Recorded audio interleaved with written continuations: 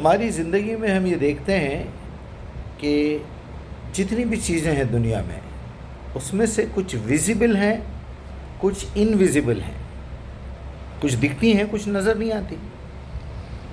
اب جو چیزیں نظر نہیں آتی اس کو دیکھنے کا کیا طریقہ کار ہو سکتا ہے؟ جیسے ہمارے دل کی دھڑکن ہے جو محسوس ہو سکتی ہے، لیکن ڈاکٹروں نے اس کا ایک مشین بنایا ECG کا۔ بخار ہے جو محسوس کیا جا سکتا ہے، لیکن اس کا تھرمامیٹر بنایا، اس سے آپ کو غرض یہ کہ بہت ساری چیزیں ہوا نظر نہیں آتی، لیکن اس کو کیسے تولا جائے اس کا ایک یونٹ بنایا گیا پاؤنڈس میں۔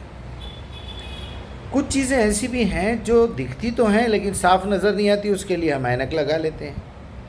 اب آئیے میں آپ کو ایک ایسی بہترین مثال کی طرف لے جاؤں گا کہ مثال کے طور پہ ہمارے لیے جنت غائب میں ہے، جہنم غائب میں ہے، ہم اللہ کو دیکھ نہیں سکتے، بلکہ اب تو یہ نوبت ہے کہ ہم رسول اللہ کو نہیں دیکھ سکتے، صحابہ کو نہیں دیکھ سکتے، اہل بیت کو نہیں دیکھ سکتے، ائمہ کو نہیں دیکھ سکتے، بزرگان دین کو نہیں دیکھ سکتے، حال ہی کے گزرے ہوئے امام ابن تیمیہ کو نہیں دیکھ سکتے، شیخ بن باز کو نہیں دیکھ سکتے، چاہے تو تصویروں میں دیکھ لیجئے آپ، لیکن محمد الرسول اللہ کی اور صحابہ کی تو تصویر بھی نہیں ملتی، اہل بیت کی تصویر بھی نہیں ملتی ہم کو۔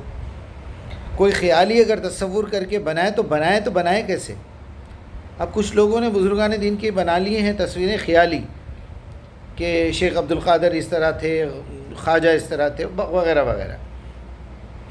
میں جو بات کی طرف آپ کا اشارہ لے کے جانا چاہتا ہوں، آپ کا ذہن لے جانا چاہتا ہوں، وہ یہ ہے کہ کم سے کم آپ کو یہ 5 چیزیں آمنت باللہ و ملائکتہ و کتبہ و رسلہ و یوم الآخر، کہ میں ایمان لایا اللہ پر، فرشتوں پر، تمام کتابوں پر اور رسولوں پر، قیامت کے دن پر۔ ان 5 چیزوں میں سے صرف اور صرف میرے پاس ایک ہی چیز ویزیبل ہے، وہ ہے کتاب۔ اللہ انویزیبل ہے، فرشتے انویزیبل ہے، میرے پاس کتابیں ہیں پوری کی پوری۔ محفوظ ہے نہیں محفوظ ہے ایک الگ سبجیکٹ ہے، لیکن رسول ہم نے کسی رسول کو نہیں دیکھا۔ قیامت کا دن ہمارے لیے انویزیبل ہے، تو ہم اس کتاب کے ذریعے سے وہ سافٹ ویئر، وہ اینک، وہ لینس، وہ میٹر، وہ پیرامیٹر، وہ میجرمنٹ، ایک ایسی چیز ہمارے کو اللہ تعالیٰ نے دی ہے کہ تم کو میں کتاب دے رہا ہوں اور ایک انویزیبل تمہارا میرا تعلق ہے، ریموٹ کنٹرول والا۔ اس تعلق کے ذریعے سے تم اس قرآن کے بارے میں کوئی بھی چیز مجھ سے پوچھو، میں تمہیں انڈائریکٹلی سمجھانے کے لیے تیار ہوں، بنا کسی کنیکشن کے میں سمجھانے کے لیے تیار ہوں۔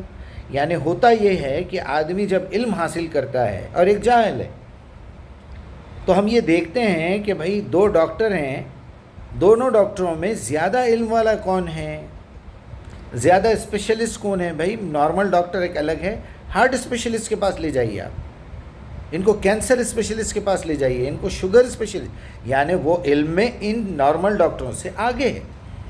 پھر وہاں جا کے ہم یہ دیکھتے ہیں کہ اس میں تجربہ کار کون ہے۔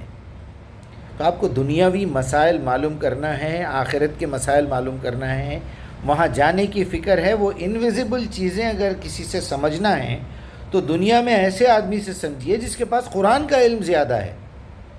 بیکار کا کچرا اس کے پاس پڑا ہوا ہے، ان سے کچھ سن لیا، ان سے کچھ سن لیا، جمعے کے دن امام صاحب سے سن لیا، انہوں نے اپنے امام صاحب سے سن لیا، اردو میں، ہندی میں، تیلگو میں، انگلش میں کہیں سے کوئی روایت پڑھ لی، عربی تو آتی نہیں۔ اچھا جس کو آتی وہ ان سے بڑے نالائق ہیں، وہ بھی کسی نہ کسی کے پیچھے جا رہے ہیں، ان کے پاس بالکل فرصت نہیں ہے اپنی عیاشیوں سے۔ تو غرض یہ تمام باتیں بتانے کا، یہ ایک ایسی کتاب ہے جو ایک ایسی اینک فراہم کرتی ہے، ایک ایسا سافٹ ویئر فراہم کرتی ہے، ایک ایسا کیمرہ فراہم کرتی ہے جس سے آپ اللہ کے بارے میں پوری نالج حاصل کر سکتے ہیں، اور فرشتوں کے بارے میں پوری نالج حاصل کر سکتے ہیں، رسولوں کے بارے میں حاصل کر سکتے ہیں، آخرت کے بارے میں حاصل کر سکتے ہیں۔ یہ چاروں چیزوں کی ڈیٹیل آپ کو قرآن میں ملے گی۔ اگر آپ قرآن سے بے خبر رہیں گے، لاپرواہ رہیں گے، تو یقین مانیے کوئی فتویٰ دینے کی ضرورت نہیں ہے۔ آپ کافر بھی ہیں، آپ جاہل بھی ہیں، آپ ملحد بھی ہیں، آپ مشرک بھی ہیں، آپ گمراہ بھی ہیں، آپ جہنمی بھی ہیں۔ یہ اللہ بیان کر رہا ہے، میں نہیں بول رہا ہوں، اپنے سے میں نہیں بول رہا ہوں۔ برا ماننے کی ضرورت نہیں ہے، کامنٹس میں گالیاں لکھنے کی ضرورت نہیں ہے، اپنی عقل کا علاج کروائیے جا کے۔ اگر آپ قرآن سے غافل ہیں، اگر آپ قرآن کے ساتھ لاپرواہی کر رہے ہیں، تو رسول آپ کی شکایت کرے گا۔